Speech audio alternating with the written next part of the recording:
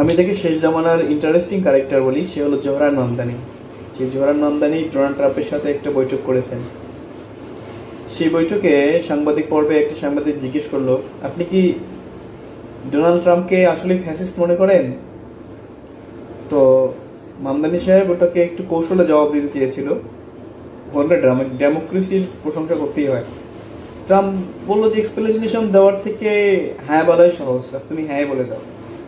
কারণ যদি এক্সপ্লেনেশন দিয়ে না বোঝাতে চাই তো এক্সপ্লেনেশন কেন দিবে? যদি সে না হয় তাহলে তো ডাইরেক্ট না বলতো। ট্রাম্পের যুক্তি, যেহেতু তিনি ফ্যাসিস্ট হিসেবে তিনি চেনেন, এক্সপ্লেনেশন একটা রেডি করতেছেন, তো ট্রাম্পের কথাটাও ভালো লাগছে, তখন আবার মামদানি সাহস করে তার সামনেই হ্যাঁ বলে দেয়, ইয়েস, অ্যান্সার ইয়েস আসে।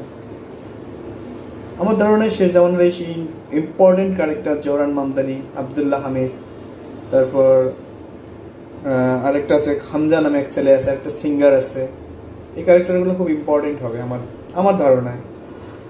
কেন জানি মনে হয় এই ক্যারেক্টারগুলো দজ্জাল কনসেপ্টের সাথে জড়িত। আর ইহুদিদের দিক থেকে যদি আমি দেখি, এখন পর্যন্ত ডোনাল্ড ট্রাম্প নিজেও একজন কনসেপ্টের সাথে জড়িত। আর আমার তো মানে কি বলো, টেসলা ফ্যামিলি যারা যারা যুক্ত আছে, যেমন টেসলার মালিককে, এক্সের মালিককে বলেন, এক্সের মালিক, টেসলার মালিক। এক্স বলতে আমি যেটা বোঝাচ্ছি সেটা হলো টুইটার। স্পেসশিপ আকাশে যে উড়ে বেড়ায় তার মালিককে, সেই ব্যক্তিটার নাম আমি নিচ্ছি না, তিনিও এই দজ্জাল কনসেপ্টের সাথে যুক্ত। আই উইশ যদি মামদানি সাহেব অথবা আমি যাদেরকে বলি তারা কনসেপ্টের সাথে যুক্ত হয়, তাহলে তো খোলামেলাই বলি ইমাম মাহদি কনসেপ্টের সাথে যুক্ত হয়, তাহলে ট্রাম্প তাদের কিছুই করতে পারবে না। এখানে তো মনে হওয়ার আমার একটা কারণও আছে। কারণটা এরকম যে ফেরাউনের ঘরে মুসার জন্ম নিয়েছিল, বুঝতে পারেন কনসেপ্টটা?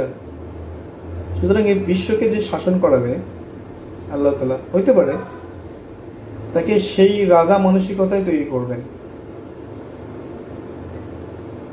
তার ভিতর সেই গুণটা হয়তো বা রাখবেন। আমি জানি না, আমি ধারণা করতে পারি। এগুলো নিয়ে একটু চিন্তা ভাবনা করতে করতে এই জিনিসগুলো খেয়াল, এটা জাস্ট আমার একটা খেয়াল বলতে পারে।